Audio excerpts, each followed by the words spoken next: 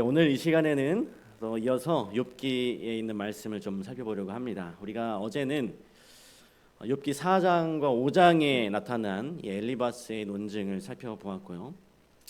그래서 그는 고통 가운데 자신의 태어난 날을 저주하고 또 얼른 죽기를 바라는 욥에게 이 하나님의 품성을 이 엘리바스가 변호했습니다. 그는 욥에게 이 죄 없이 망한 자가 누구인가라고 말하면서 결국 욥이 당하는 이 모든 고통은 그가 저지른 죄의 결과라고 이렇게 말을 했어요. 사실 우리가 이렇게 엘리바스의 주장대로 이렇게 이해해 버리면 모든 것이 깔끔하게 정리가 됩니다. 죄를 지었기 때문에 벌을 받는 것이다. 하나님은 공의의 하나님이시기 때문에 죄인을 심판하신 것이고 그 결과 욥이 이러한 일들을 겪었다라고 하는 것을 그냥 이렇게 인정하고 이해하면 깔끔하게 정리가 되긴 해요. 아주 간단하게 되는데 굳이 고난의 이유를 복잡하게 우리가 생각할 필요가 없는 것이죠. 잘못했기 때문에 벌을 받는 거니까. 그런데 거기에다가 엘리바스가 이 욥에게 희망의 메시지까지 전합니다. 5장 18절에 보면 하나님은 아프시게 하시다가 싸매시며 상하게 하시다가 그의 손으로 고치시나니라고 말하면서 하나님께서는 죄로 인해 사람을 심판하시지만 만약 그가 뉘우치고 돌아오면 그를 회복시키신다라는 것입니다. 결론적으로 엘리바스는 이 욥에게 5장 8절에서 내가 너라면 하나님을 찾겠고 내 일을 하나님께 의탁하리라고 이렇게 말하면서 이 모든 고난의 이유를 욥에게로 돌렸습니다. 그래서 엘리바스의 첫 번째 논증을 정리해 보면 첫째는 공의의 하나님이 계시는 한 죄 없이 망한 자는 결코 없다. 그러므로 이런 일이 욥에게 일어난 것은 그의 죄 때문이다. 두 번째로 욥이 하나님의 징계를 달게 받고 회개하면 하나님께서는 다시 상처를 싸매시고 고치실 것이다. 그에 대한 욥의 대답이 6장과 7장에 나와요. 그 후에 이 8장에는 이 두 번째 친구인 빌닷의 논증이 나오고 11장에는 세 번째 친구인 소발의 논증이 나옵니다. 오늘 우리가 살펴보게 될 내용이 바로 이 8장과 이 11장에 나오는 두 친구 빌닷과 이 소발의 이야기인데요. 여전히 엘리바스가 이 욥을 책망했는데 여전히 욥에 대한 책망이 계속됩니다. 4장과 5장에서 엘리바스의 책망을 들은 욥에게 두 번째 친구인 빌닷도 가차없는 책망을 던져요. 근데 그 내용을 보면 이 엘리바스의 것과 크게 다르지 않아요. 하나님이 어찌 정의를 굽게 하시겠으며 전능하신 이가 어찌 공의를 굽게 하시겠는가? 빌닷은 여기서 하나님의 공의에 대해서 이야기를 하기 시작합니다. 이 공의의 하나님께서는 절대로 의인에게 벌을 내리지 않으신다는 거예요. 여러분 어떻습니까? 이 말이 옳습니까? 틀립니까? 공의의 하나님께서는 절대로 의인에게 벌을 내리지 않으신다. 사실 이것은 옳은 말이에요. 하나님께서 의인을 벌하시는 일은 없습니다. 하나님으로부터 오는 모든 징계는 이 악인들을 위한 거예요. 이렇게 이 빌닷은 서두에서 누구나 인정할 수밖에 없는 대원칙을 이야기한 다음에 뭐라고 이야기하냐면 이 명제를 이제 이 명제를 고스란히 그 욥의 자녀에게 적용시킵니다. 죽은 욥의 자녀들에게 적용시킵니다. 이 8장 4절에 보니까 네 자녀들이 주께 죄를 지었으므로 주께서 그들을 그 죄에 버려 두셨나니 이렇게 말을 합니다. 빌닷은 욥의 자녀들이 하루아침에 다 죽게 된 것은 그들의 죄의 결과라고 말합니다. 마치 죄를 지은 인류가 넘친 홍수로 다 멸망당한 것처럼 그날 욥의 자녀들의 죽음도 그와 같다는 것이에요. 어떻게 보면 상당히 좀 합리적인 주장 같이 보이기도 합니다. 그의 논리를 정리해 보면 이렇습니다. 공의로운 하나님은 죄인을 벌하신다. 그리고 욥의 자녀들은 벌을 받았다. 그러므로 욥의 자녀들은 죄인이다. 정말 단순하고도 분명한 논리입니다. 욥의 자녀가 의인이라면 결코 하나님으로부터 벌을 받는 일은 없을 것이다. 결국 그들이 벌을 받은 것은 그들이 죄인이기 때문이라는 결론밖에는 달리 설명할 길이 없어요. 이것이 이 공의의 하나님이라는 관점으로 바라본 결론인데요. 하지만 여기서 이 빌닷은 하나의 오류를 범하고 있습니다. 그것은 바로 욥의 자녀들의 죽음을 하나님의 형벌로 규정한 것입니다. 하나님께서는 의인을 벌하지 않는다는 말은 맞아요. 그러나 문제는 이것이 하나님의 벌인지 아니면 다른 이유에서 온 것인지 우리는 판단할 방법이 없습니다. 판단할 방법이 없어요. 욥기 1장에 보면 욥의 자녀들이 겪은 일은 형벌로서가 아니라 시험으로서 임한 것입니다. 욥이 어찌 까닭없이 하나님을 경외하리까라고 묻는 사단에게 하나님께서는 욥의 경배의 이유를 증명하시기 위해서 그의 모든 소유물을 치도록 하셨죠. 그 결과로 욥의 자녀들이 이 사단에 의해서 한날에 죽임을 당하게 됩니다. 그러므로 이것은 분명 하나님의 형벌이 아니라 사단의 시험으로 겪은 고난이었습니다. 결국 이 빌닷의 전제가 잘못되었으니 그의 결론도 틀릴 수밖에 없는 것이죠. 이 땅의 모든 고난과 모든 사고를 다 하나님의 형벌로 이해하는 그의 단순한 논리가 이런 큰 오류를 만들어낸 것이었습니다. 그럼 생각해 보세요. 제가 욥기서를 시작하면서 첫 시간에도 말씀드렸지만 이 아벨이 형으로부터 죽임을 당한 것이 형벌이었습니까? 아니죠. 아니었습니다. 오히려 그의 죽음은 올바른 제사를 하나님께 드렸기 때문이었습니다. 또 요셉이 애굽의 종으로 팔려가고 거기서도 죄인의 누명을 쓰고 감옥에 들어간 것이 하나님의 형벌이었나요? 그것도 아니었어요. 그것은 오히려 하나님 앞에 정직하고자 했던 그의 의로움의 결과였습니다. 이처럼 우리가 겪는 일들을 이렇게 딱 두 가지 이분법적으로 단순화시키기엔 우리의 삶이 너무나도 복잡합니다. 너무나 복잡해요. 이렇게 두 가지로 딱 단정지어서 나눌 수가 없는 것이죠.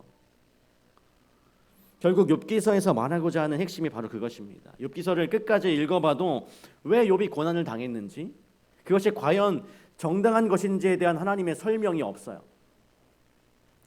하나님께서는 인간과 어떤 시시비비를 가릴 생각이 없으십니다. 오히려 하나님은 질문하는 주체이지 대답하는 주체가 아닌 것입니다. 욥기 가장 마지막 부분에 보면 거기 등장하는 하나님은 너희가 할 수 있는 게 무엇이냐, 너희가 알 수 있는 게 무엇이냐라고 물으시면서 인간의 무지와 무능함을 깨닫게 하시는 분이시지, 인간이 겪은 모든 일들을 일일이 다 설명하는 분이 아니세요. 그러므로 여기 문제는 인간이 알 수 없는 것을 다 안다고 생각하는 너무도 복잡한 그 인간의 삶을 내가 가지고 있는 아주 단순한 사고의 틀에 끼워서 해석하려고 하는 것이 문제인 것입니다. 내가 알고 있는 것이 전부이고 내가 생각하는 것이 최고인 양 생각하는 그 틀 속에 자신을 넣고 또 다른 사람을 넣고 이웃을 넣고 심지어 누구까지도 넣습니까? 하나님까지도 끼워 넣으려고 하는 실수를 우리는 너무나 자주 범하고 있습니다. 그런 의미에서 우리에게 필요한 것은 하나님이 어떤 분이라고 정의 내리는 것이 아니라 자신의 무지와 무능을 인정하고 하나님을 전적으로 의지하는 것입니다. 마치 욥기 마지막 부분에서 자신의 무지를 인정하고 하나님께 회개한 것처럼 우리는 비록 그분의 뜻을 다 이해할 수 없지만 그분의 신실하심에 의지해서 순종하고 고난과 어려움 중에도 하나님을 부르고 그 속에서 구원을 요청하는 모습이야말로 이 무한하신 하나님 앞에서 우리가 보여야 할 인간의 도리인 것입니다. 욥기 11장에 가면 이제 세 번째 친구 소발의 이야기를 담고 있습니다. 이 소발은 조금 전 9장과 이제 10장에서 이제 빌닷의 말에 대한 욥의 대답을 묵묵히 들었어요. 그리고는 그가 내뱉은 첫 마디가 이것이었습니다. 말이 많으니 어찌 대답이 없으랴. 말이 많은 사람이 어찌 의롭다함을 얻겠느냐. 소발이 보기에요, 욥은 할 말이 좀 없어야 되는데 너무 말이 많은 것입니다. 너무 말이 많다고 지적하고 있는 거예요.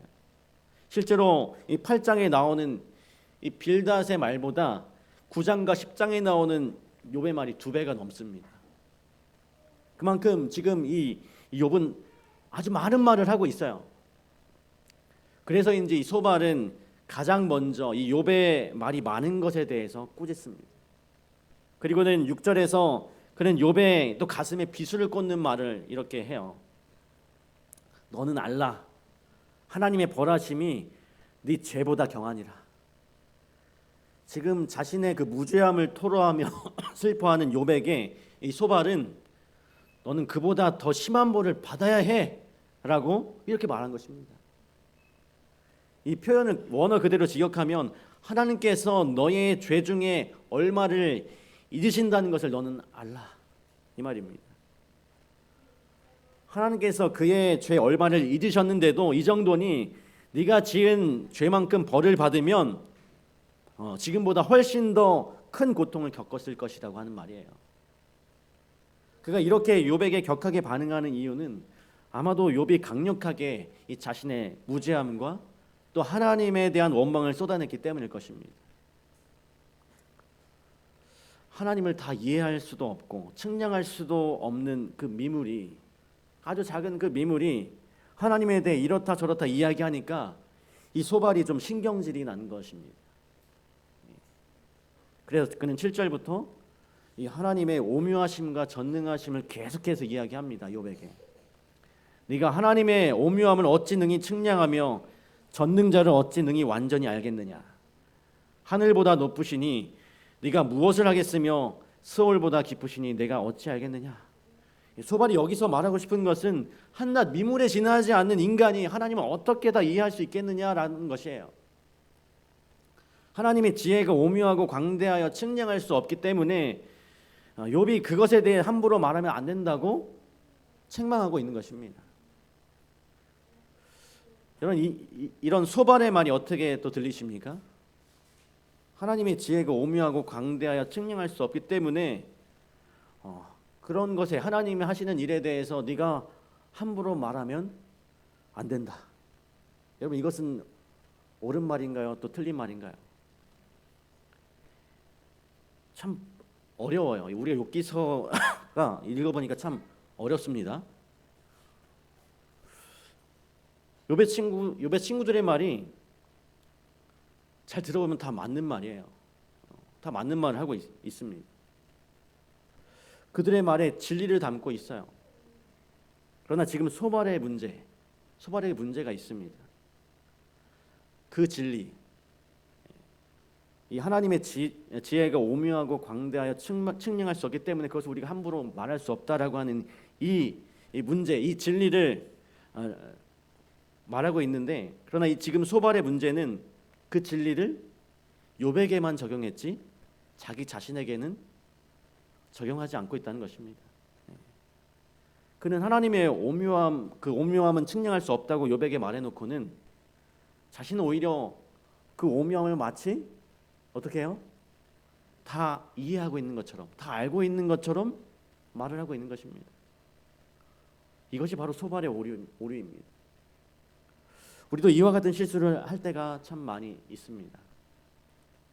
어떤 진리를 다른 사람에게 적용하면서도 그것을 자신에게는 적용하지 않는 경우가 얼마나 많은가요?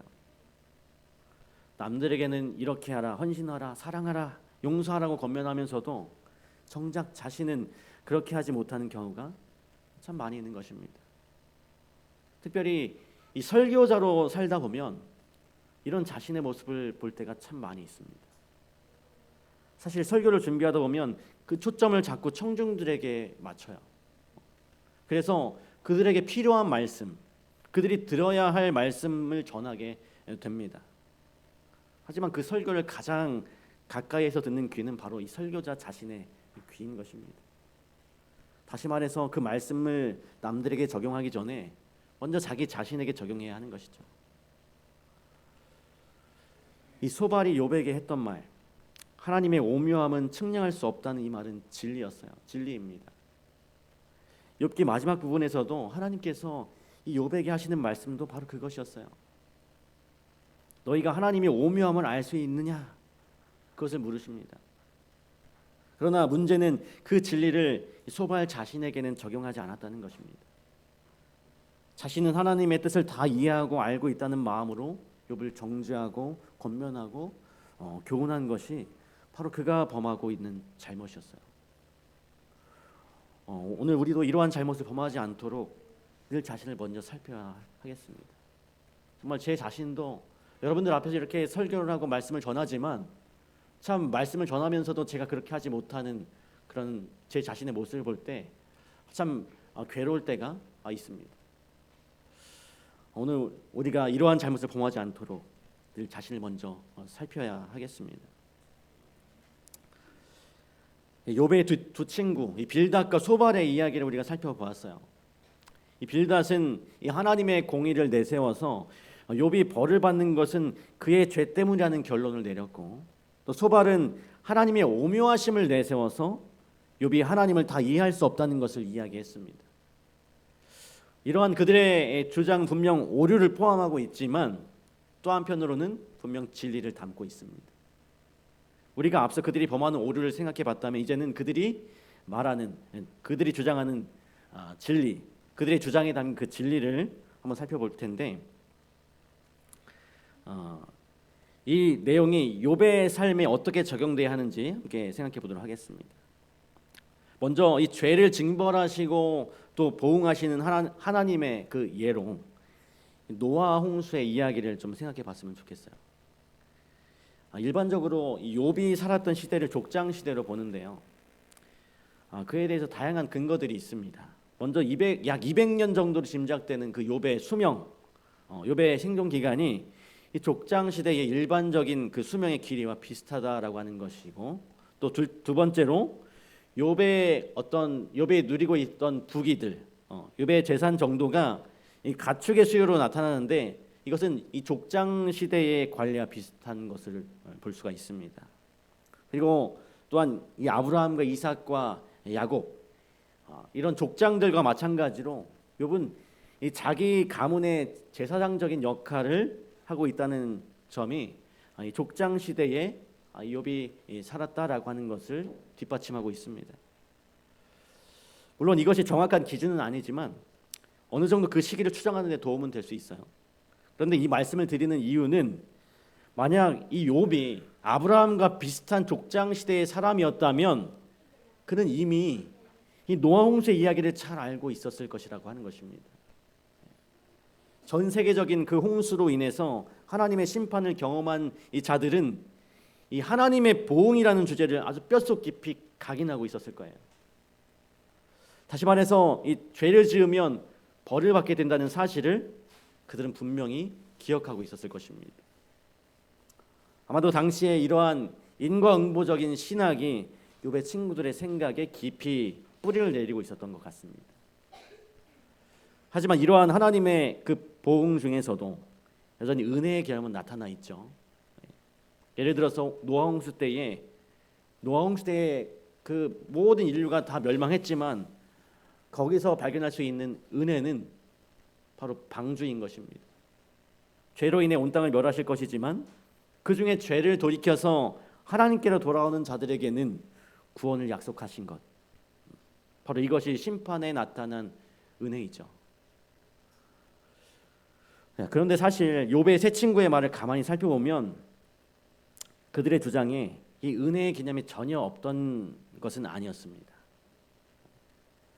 먼저 이 4장과 5장에서 엘리바스는 죄인에 대한 심판을 이야기한 다음에 5장 후반부에 가서는 뭐라고 이야기하냐면 하나님은 아프시게 하시다가 싸매시며 상하게 하시다가 그의 손으로 고치시는 분이라고 소개합니다. 그 말은 만약 욥이 죄를 회개하고 하나님을 의뢰하면 그를 다시 회복시킬 것이라는 말이죠. 이 빌닷도 마찬가지입니다. 빌닷이 하나님의 성품 중에 공의와 은혜라는 한 측면에만 초점을 맞추고 은혜와 용서는 관가했다고 말하지만 사실은 그렇지 않아요. 그는 8장 5절에서 분명히 네가 만일 하나님을 찾으며 간구하고 스스로를 청결케 하면 반드시 하나님께서 너를 돌보시고 평안하게 하실 것이라는 그 용서와 은혜의 메시지를 전달합니다. 그리고 8장 7절의 말씀, 내 시작은 미약하였으나 내 나중은 심히 창대하리라 라고 하는 이 말씀도 바로 이런 배경에서 빌다시 한 말이었습니다. 죄를 뉘우치고 정직히 행하면 지금 형편은 좀 미약하지만 나중에는 하나님께서 그를 창대하게 하실 것이라는 그 용서와 은혜의 메시지를 담고 있는 것이죠. 그러므로 우리는 이 빌닷이 단순히 이 공의만을 강조하여서 은혜를 간과했다고 말할 수는 없습니다. 소발도 마찬가지예요. 그는 죄가 없다고 말한 이 욥에게 네가 받은 벌은 너의 죄에 비하면 오히려 가벼운 것이라고 강하게 쏘아 붙였지만 그의 이러한 지나친 권면 속에서도 11장 13절부터 보면 만일 네가 마음을 바로 정하고 주를 향하여 손을 들면 그의 삶이 대낮보다 밝을 것이며 희망과 평안을 누리게 될 것이라는 그 은혜와 용서의 메시지를 전달했습니다. 그러므로 지금까지 내용을 우리가 좀 정리해 보면 욥의 세 친구의 주장이 잘못된 것은 그들이 단순히 하나님의 품성 중에서 공의만 강조하고 사랑과 은혜를 버렸기 때문이 아니라 오히려 이 욥이 처한 그 현실, 욥이 당하고 있는 고난의 그 현실에 대하여 그 현실들이 죄에 대한 심판이라고만 생각하는 그들의 단순한 논리가 그들의 오류였다는 것입니다. 사실 욥의 세 친구 모두요, 욥이 죄로 인해 고난을 겪고 있다고 생각했지만 아무도 무엇이 욥의 죄인지, 무엇이 욥이 무슨 죄를 지었는지 알지 못했어요.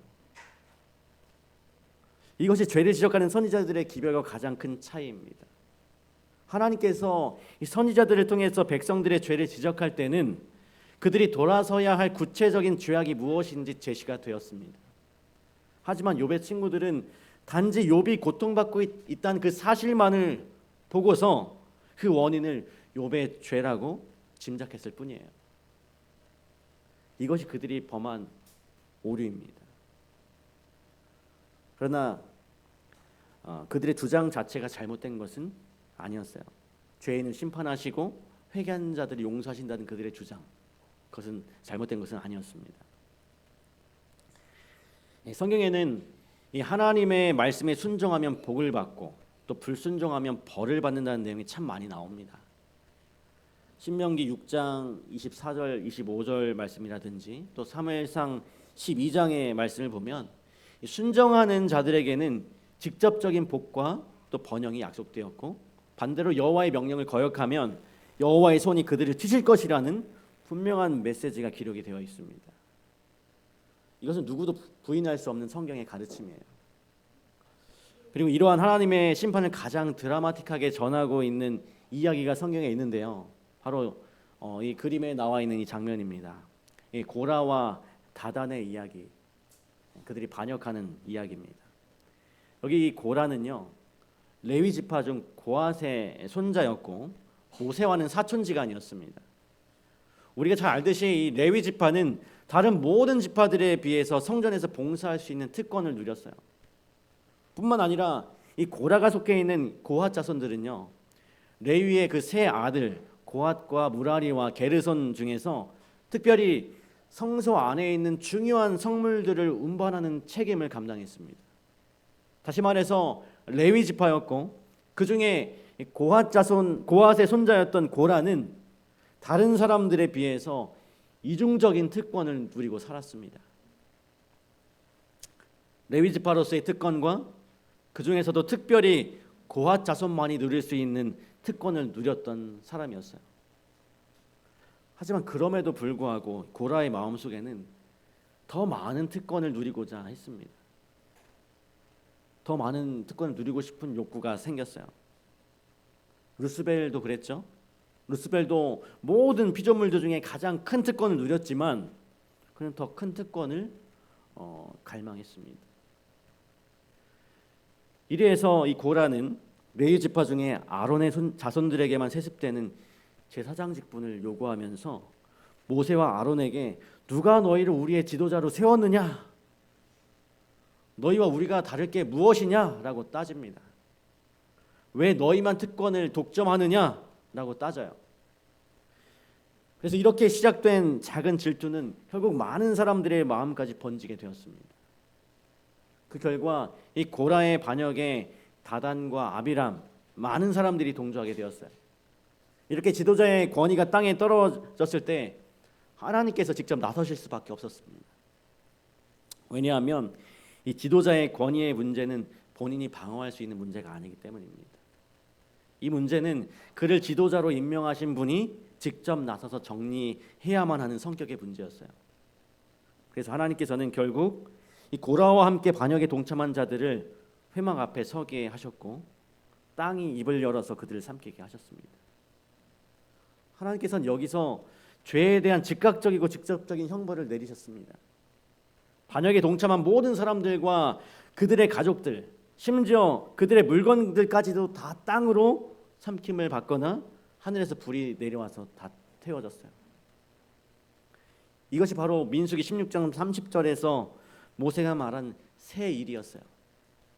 이 사건을 통해서 이스라엘 백성들은 하나님께서 죄를 어떻게 다루시는지를 분명히 보았습니다. 그리고 죄에 대한 심판은 결코 부인할 수 없는 하나님의 품성임을 깨닫게 되었어요. 하지만 이런 와중에도 여전히 은혜와 사랑이 드러났습니다. 하나님의 은혜와 사랑이 드러났는데 그것은 다름이 아니라 이 고라의 아들들에 대한 이야기입니다.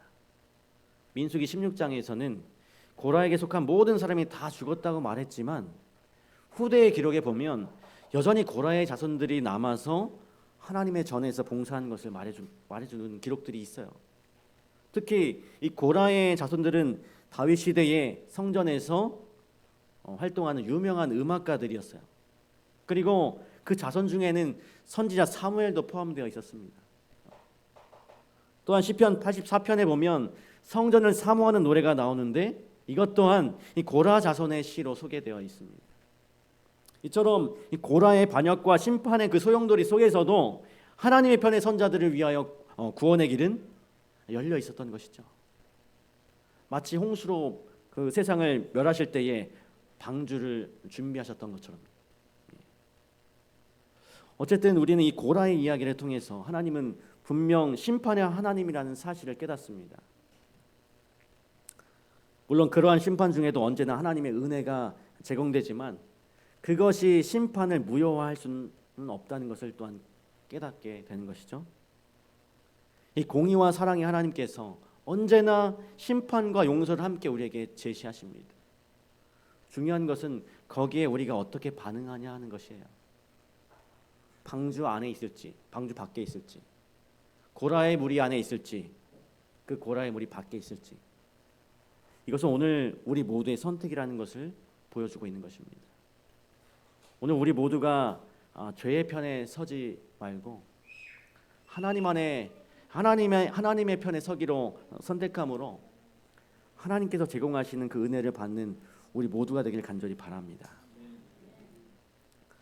그럼 여기서 다시 욥의 친구들의 이야기로 돌아가서 엘리바스, 그는 이 욥에게 악을 밭갈고 독을 뿌리는 자는 그대로 거두게 된다고 이렇게 말했어요.